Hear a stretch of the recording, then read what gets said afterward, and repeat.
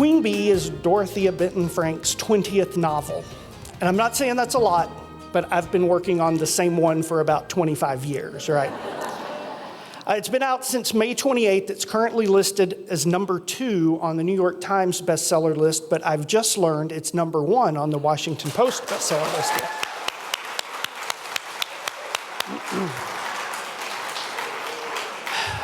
So this is a clever, charming, insightful book, chock full of interesting tidbits about what it's like to live in close quarters with someone that you want to serve with all your energy, but sometimes you might also want to kill. And that's just the bees, right? It's also about cargo cults, chicken recipes. If you grew up in the South like I did, Southern living is just everywhere in this book, just like it was everywhere in our house.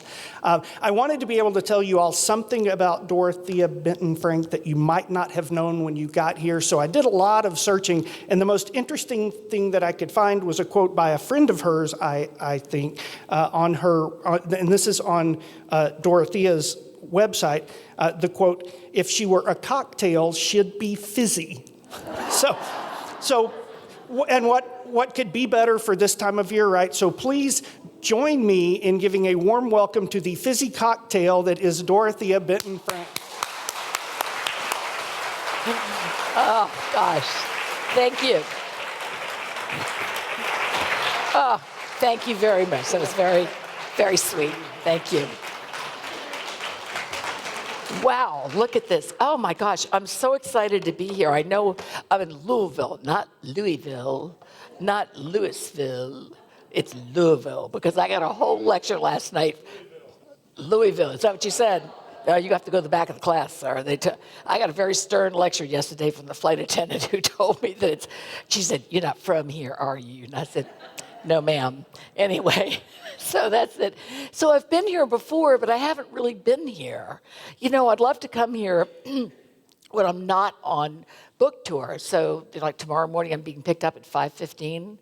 Kill yourself. And then I'm going to Traverse City, and sometime in between now and then, I've got to wash my hair. Good luck. Anyway, I want to just say thanks to Kay and Berkwood for getting me over here in one piece, and to everyone who's at the library for having me here and for all the work y'all are doing to pull this event together, and to Barnes & Noble for selling my books, to y'all for buying them, bless your heart, and to HarperCollins for sending me out here. So I want to talk about 2 things, and then I'd love to do some Q&A, because that's much more fun than just listening to me run my little mouth. Excuse me. Oh, it's so good. It's perfect, you know, because it's got a little fizz. Oh, that's what's the matter with me. So Queen Bee, yeah, it's my 20th novel, which I can hardly believe. I remember, gosh, it was 1994, and my mother died suddenly from a melanoma that had gone undiscovered and undiagnosed. And oh my God, my whole family was just completely torn up because it happened so fast. And so to settle my mother's estate, in my siblings, I had 3 brothers and a sister at the time, decided that we were going to sell Mama's house on Sullivan's Island, which had been in our family for more than 100 years. And so I had given up my career, which also means I had no money, to raise our children.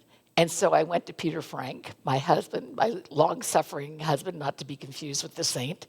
And I said, "You got to buy me Mama's house." And he said, "If you think I'm going to spend the rest of my life sitting on your mama's porch while y'all all tell the same stories over and over again while y'all get drunk, I'm not doing it."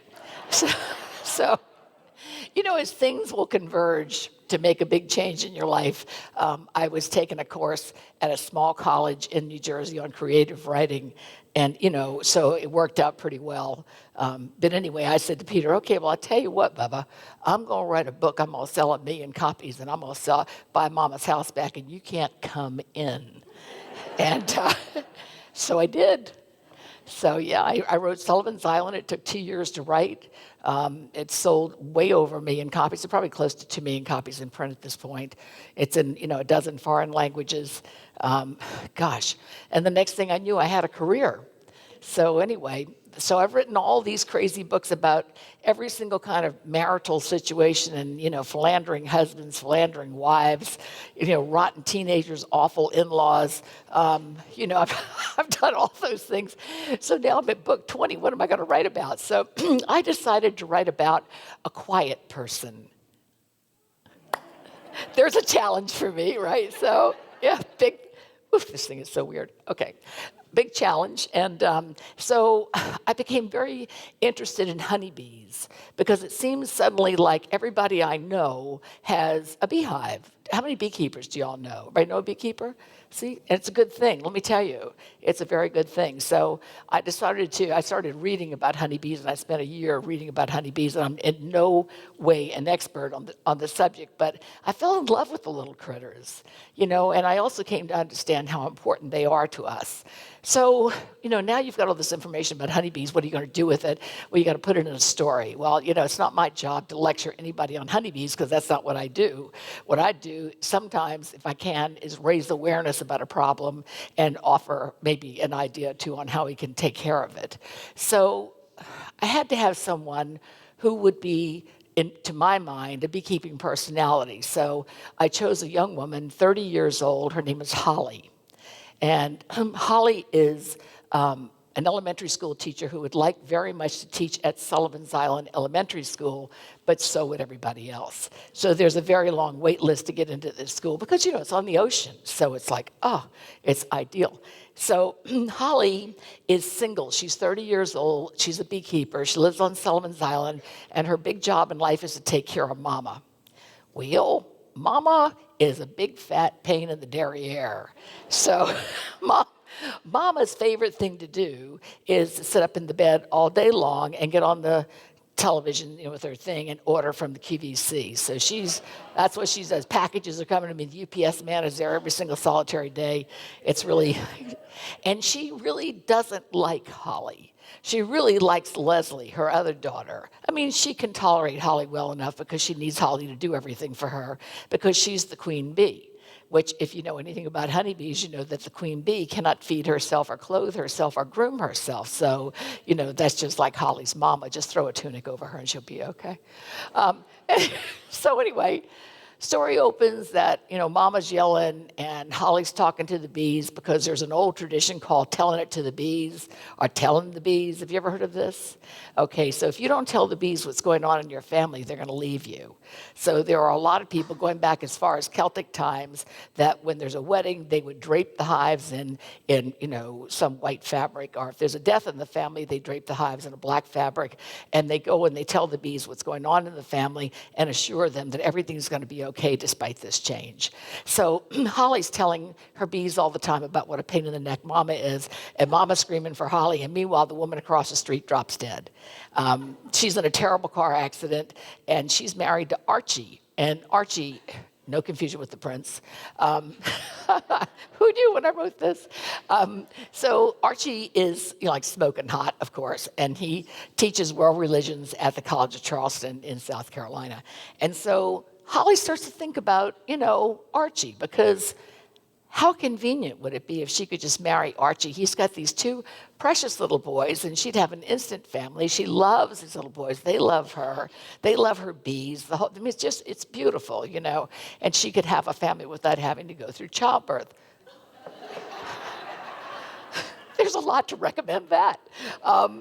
So anyway, then things start to happen, and she's telling everything to the bees, and then Leslie's life blows up out in Ohio. She married Weird Charlie and moved to Ohio. We all know about Ohio, right?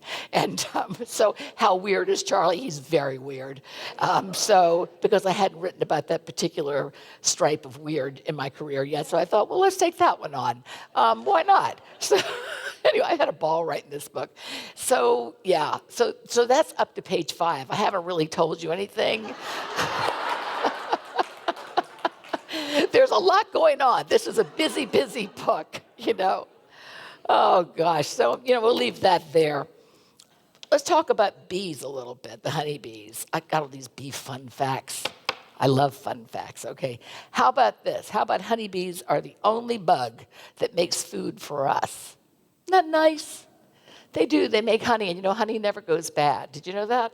They found honey in the pyramids. It was 2,500 years old, and it's still good. So, and honey, you can also ferment it, and it makes mead, which is the oldest alcoholic drink, they think, on the planet. Anybody here ever taste mead?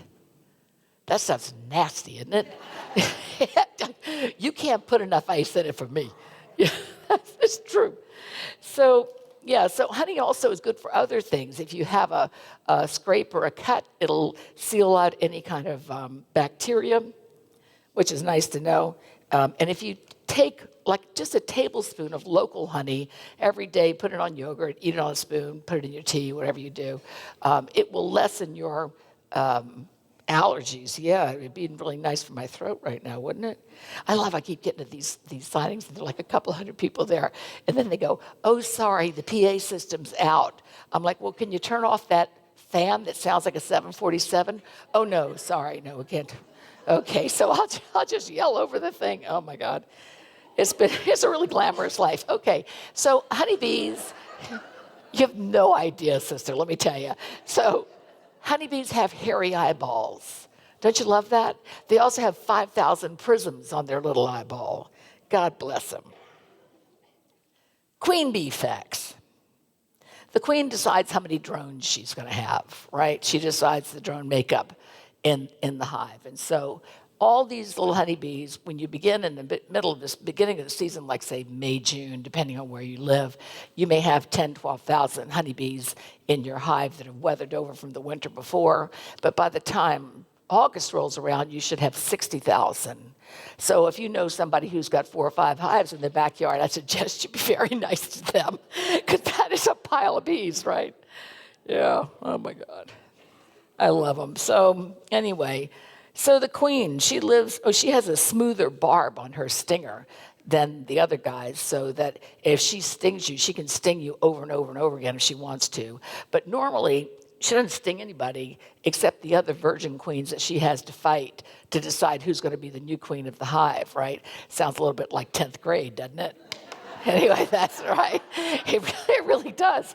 So how do we replace the queen when it's time to replace the queen? So there are 2 methods that I know of. One is all the other bees in the hive. What happens is she has a pheromone that she sends out, right? And so when that pheromone starts to fade, then the other bees know it's time for her to go. So they can either starve her to death, which I don't think that's very nice, or they could do something called ball in the queen. And don't say one word, you naughty people. Okay, so what the bees do is they form a complete ball around the queen and flap their wings really, really hard, and they raise her body temperature, and then she dies, right? Yeah, that's what they do. It's called ball in the queen. Isn't that nasty? It's terrible. So not nice. So then the bees in the hive quickly go to a half a dozen cells, and they'll stretch them out to make them larger. And then whatever larvae is in there, they'll start feeding maybe 6 of these little cells royal jelly, so that will produce a queen. Actually produces 6 queens, and then they fight to the death on who's going to be the big queen. I'm already exhausted just thinking about these little bees. I'm not kidding. Okay, so then what do we do now? So the queen has to go take care of this virgin status. And so she goes looking for, a big time. So this is the weirdest part of everything that I learned about bees. She goes to find the drones, and the drones, they're wanderers. She never mates with drones from her own hive. She meets with drones from other hives, and they're wild bees usually, or maybe it's a beekeeping community, but nonetheless, she's not with bees from her own hive, because if she does mate with bees from her own hive, then she's going to have a bad brood, right? So she'll go to some place, and we don't know how they know where to meet up, but they do. They must send us, it's like get your fake ID and come on down to pose, Anyway, so she'll have a big old time with maybe 10 to 15 different drones. And the interesting thing is that they do this in midair, okay? I think it's tough enough on the ground, personally. Anyway, so you lovely gentlemen here, no offense, but the drones, they do that and then they die. So, because that's really basically the drone's big point in life is to mate with the queen. And so then that's it, like they used to say about girls, only good for one thing. Oh, yeah? So, isn't that awful? So then the queen goes back home to her hive and she will lay 2,000 eggs a day for the rest of her life until her hormone starts to fade. So then there's swarming versus bearding, which is interesting. When bees swarm, this thing's a little pain in the neck. So when bees swarm, they make a roaring sound, right? And they very seldom, if ever, come back to their hive when they swarm. When they beard, it's usually like July, August, when the weather's very warm and the hive gets too hot. So half the bees will leave and go and hang on the side of a tree or a building in the shape of what looks like an old man's long gray beard. And that's called bearding, and they're quiet about it. Bees also do not use the bathroom in the hive. They do something called a cleansing flight. So when I was going to see all these different beekeepers, terrified because bees terrify me. I mean, I know we got to have them because if we don't have them, we're all dead. But the guy said, shh, shh, shh. And I said, what? And he said, listen. And I hear. And it's a little tiny itty bitty bee poopy being dropped on the hood of his car, which is about the size of a piece of coarse salt. It's just like a little tiny itty bitty thing. And I thought, I can use that. Yeah, so I did, Anyway, the story is that if we do not have honeybees, we are in grave danger, and we are certainly losing lots and lots of honeybees every year, too many, because of varroa mites and also hive beetles, but varroa mites are really the main culprit. So, in fact, it's so bad that the state of Virginia, because they lost 58% of their honeybees last year, is giving all their citizens that will have one a free hive and a starter kit. So, because we really got to take care of these little guys, because the science behind all this says that if we don't have honeybees in 4 years, we'll all be gone. So, I mean, that's, so that's my job. I did my job. Okay. Anyway, I'm tickled to pieces to be here, and I would love to take some questions. If anybody's got a question? They're conferring over there. Okay. Anyone? There are microphones? There's a mic right there, ma'am. My name is Lauren. I am a former third grade teacher here for Jefferson County Public Schools. Wonderful. And in teaching students how to write, especially at that age, it's that whole writer's block. I don't know what to write. As personable as you are, I can never imagine you ever get writer's block, but do you ever find yourself in that situation? Every morning. Do you do? You just, especially after writing so many books, and now I'm at the point where I'm writing with a purpose. So, I have writer's block every single morning, and I just push through it. I just say, okay, let's put down a paragraph, and if you get a paragraph going, you can go get a cup of coffee or something, So, yeah, but it's not easy. I mean, if it was so easy, everybody would do it, right? Yeah. It's so much fun. No, it isn't. Thinking up books is great fun. Being finished is great fun. Being here is great fun. Writing books, I enjoy your books. This is my 4th book signing of yours. Oh, my. Thank you. We traveled from Nashville to Oh, come God see bless you. it. Parnassus? Yeah. Yeah, Ed's a good friend of mine. I get most of my friends started on your books by giving them Full of Grace, which is a beautiful book, but much different than a lot of the books you write. So I was wondering, what was your inspiration in writing that book? You're right. It is very different from my other books. I don't know exactly what was going on in my life. That's been a lot of years ago. But I know that I wanted to understand miracles and the nature of miracles. And so I decided to write about a very unlikely person who receives a miracle. And so I went out and read miracle stories on everything from, you'd ever name something, Mary stories in particular. I Oh gosh, Bernadette. We had Fatima. I had Lourdes. I had Garabandal. I had, oh gosh, all the Mary and the Bialy, Mary on the side of the bank building, Mary on the trailer in Santa Fe. There's so many Mary stories, but the one that really, really struck me was the one of Our Lady of Guadalupe. So I tell you, I'm an Episcopalian now. Much to the chagrin of my whole family, but I'm still with Mary. I don't know about all those other guys, but I'm sticking with Mary for sure. It's a wonderful book. Thank you. Well, they're kind of arbitrary, aren't they? Because if you could pray for a miracle and get one, there wouldn't be a sick child on this planet, right? So, but I think space has memory. And I think that just like when you walk through a space, you could catch a head cold from germs that are left behind, you may also catch the vibration of someone's real intense prayer. And so maybe it does you some good. I don't know, it's a very weird phenomena, but they certainly do happen. There's not a cleric on this planet, no matter what their religious persuasion is, that wouldn't tell you that there are no miracles, because there certainly are. I'd like a book to film. My daughter says, Mom, Jane Austen had to wait 200 years, so, try to be patient, right?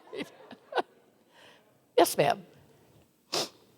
Sullivan's Island. Yeah. I am sure there are many in this audience who have been there and many who have not. Just a mini travelogue to get the rest of these people there soon. It is one of my very favorite places. Thank you. I have to tell you, it's magic. There's something, I have this old funky house on Sullivan's Island that looks at Fort Sumter, right? We're right across the water. We're on the harbor. The house is falling down, but I have a great view.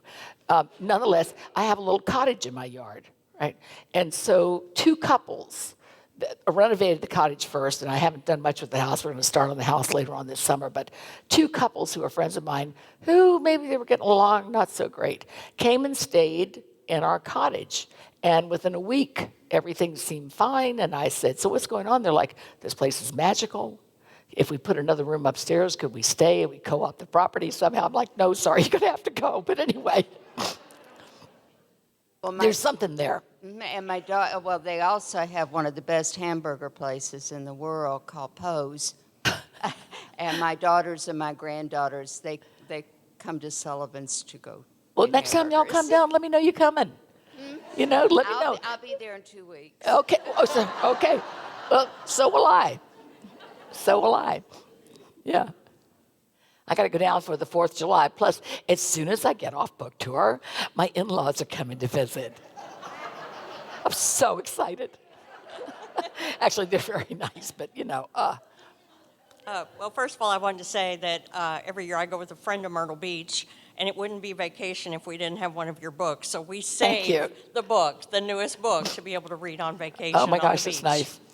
I wondered if or a lot of your books, which book more have you put more of your childhood into? Which one do you think is more kind of reminiscent of how you grew up? If there is one, or Sullivan's if it's in Island, all of them. without everybody's first book is always very autobiographical. And that's a lot about the mechanics of what the world was like when I was a child. But that's not really about me. It is about me, it's about my family, but I think as you go on in my books, you get a better sense of who I am. So, because I'm everybody, in those books, right? And then I'm not. Sometimes I'm my ex-husband. Thank you. No, you're welcome. Okay. Hi. I have actually 2 questions. Sure. Okay. So the first one is every writer has a different writing process. And how, sometimes you, like this one, you say you kind of started with the honeybee and kind of went from there and figured out your characters and things like that. That's right. Can you explain a little bit about your process? And then the second question is do you know what your next book's going to be about? I do. My next book is about birds of prey and how they compare to all the girls I went to high school with.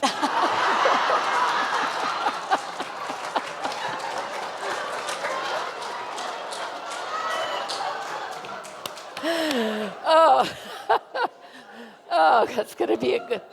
You know, everywhere I go and I say that, everybody cracks up just like this. So I think it's probably a good idea to write this book, right? Oh, gosh.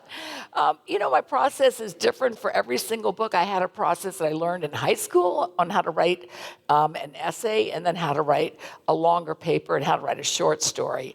And then I just extrapolated that myself. But every book is certainly different. Sometimes the idea comes first, like, you know, you want to write about honeybees, so how are you going to do that?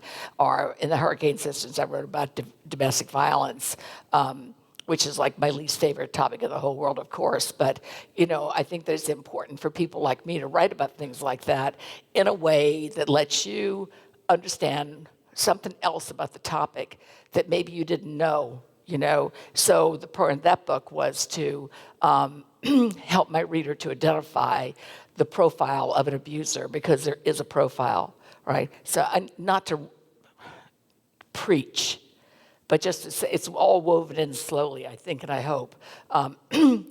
So sometimes I write about loss. And Plantation, my second book, it certainly was all about losing my mother, which I couldn't touch with a barge pole in my first book because it was just too hot of a topic at the moment. You know, and there's still a few things I have to get to that I haven't covered yet. You know, hot topics that I'm carrying way down in my soul. And I got to get to the point where I don't care what anybody thinks. I'm almost there. So my mother-in-law is 98, okay? She's going nowhere. Nowhere. She was so mean for 40 years. I cannot tell you. She was as mean as a bucket full of snakes, all right? Then she turned 92 and she got nice. I don't know what to do with her. So I'm just making her a birthday party. You never marry a man whose mama made her own soap. Because I don't care what happened to you. She'll say, yeah, but you never had to make your own soap. So, you know, and it's, as I said, each one is so completely different. You know, Isle of Palms was about a motherless child and how she was abused. Shem Creek was about second chances, starting over again. Pawleys Island was about love between older people, mature love, and what it's like to lose a child, God forbid. You know, so everyone is different. So sometimes that comes first. Sometimes the location comes first. So because when I decided to write about Pawleys Island, the first thing I did was, of course, look up the ghost of Alice. Is it Alice Bragg, I think is her name, right? And the gray man. So, you know, and then more things come after that. Once you start digging, you keep digging, there's stuff, more stuff.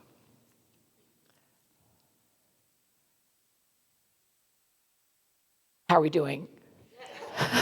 I know I'm in between you and a cocktail, so, you know, we're not gonna drag this out too long. I'm from South Carolina, so I love your books. Yay, I love the way thank you you. write. It Thank just you. brings home to me. I have a question. Like, you have certain cities in your book that are not always the beach area. Do you go to these cities, or how do you pick? Like, I know one same beach next year you had Aiken, where I grew up. I just wonder, how do you pick? You know how many times I've been to that Books of Megan? Oh, well, I missed you by one day. You mean There. peaches I've eaten in my life from Aiken? That's great. They're It's good. a lot. Best peaches in the world. Yeah, there are. You know, was it? Oh, it was by invitation only, which, by the way, is the dumbest title I ever put on a book. The dumbest, because the Barnes and Noble or whoever would say, "Come meet Dorothea Frank by invitation only." So I spent the whole summer chasing these things down and going, no, it's open to the public and it's free. There's no invitation required. So I forgot the question. Okay, I'm tired. Oh, and by invitation only, somebody said to me, you got no business writing about Chicago, Illinois. What do you know about Chicago, Illinois? Okay, my best friend lives there. My brother-in-law lives. I've been there a million times. You know, I'm an old lady. I've been around. Right? So I know a lot of American cities, you know, for a whole lot of different reasons. But anyway, I even know a few European cities. What the heck? So, Mrs. Intercontinental. No, not really. Hi. I know after 20 books, they're probably like children. You don't have a favorite. But if you had to pick one, do you have a favorite? Or do you have one that came very easily for you to write that just seemed to? That's so funny. No. Okay, so what about a Not favorite? at all. You have no idea. Every time it's a hair on fire experience, you know? But they read like it came so easy. So, Yeah. Try it, babe. I know. What was the other part of your question? If you have a favorite, if there's. Oh, yeah, sure. Sullivan's Island's my favorite. I should say the one I'm supposed to be selling right now, but the truth is, you know, your first is always a little bit of your favorite because that showed me that I could do this, which was a miracle to me. So I never expected to be doing this. And do you want to talk at all about your children's book? My children's book. So I said I would never become one of those grandmothers. I have 6,000 pictures of my grandson on my phone. Anybody who has extra time and wants to see 6,000 pictures and probably 150 videos, I'm happy to share them with you. But my daughter and I decided we wanted to write some children's books because we wanted Ted, my little grandson, his name is Theodore, to know, you know, because I'm a little long in the tooth. And chances of me lasting until he's married and got children is probably not too good. So we decided to write some kids' books and see what would happen. So we have a new book coming out next summer when I go on tour for my adult book. It's called Teddy Spaghetti. So yeah, it's so cute. Oh, it's a picture book, you know, it's for like 4 to 6 year olds. So it's about a little boy who loves pasta. Yeah, yeah. One of my favorite things about all of your books are your characters. I mean, they are so full of life and personality. I mean, it makes the book come alive. They are messed up in this book, let me tell you. There's a lot of quirky, messed up people too. But I guess my question is, I know there's probably like elements of people you know in a lot of those characters. Yeah. So have you ever really, really angered anybody that they recognize themselves in a book? You know, that's the weirdest thing. Nobody ever recognizes themselves. I mean, I could take a photograph of them almost and put it in the book, and they still don't recognize themselves. Anybody read The Last Original Wife? Okay, all the men in this room, that's required reading for y'all, okay? So it's a crazy story. So that actually happened to a friend of mine. Well, she's not such a friend. Anyway, she went on vacation with her husband to Italy. They were in Rome, and they went to lunch, and they had probably a bottle or 2 bottles of wine for all I know, and they're walking back to the hotel, and he's walking 20 feet in front of her, and she has a new iPhone, and she's taking pictures, and she falls in an open manhole. Okay, wait, it gets better. He gets the whole way back to the hotel before he realizes that she's missing. I was like, what? Are you kidding me? I could get a book out of that in about 5 minutes. And so that's the starting. And then he was furious with her. So I moved the story to Edinburgh and said that her accident blew his tea time at the old course at St. Andrews, which he had for 2 years, Anyway, yeah. And so she came to me and she said, oh, I read your new book. It's really fun. I said, yeah, thank you. I thought to myself, no, you didn't. There's no way. There's no way.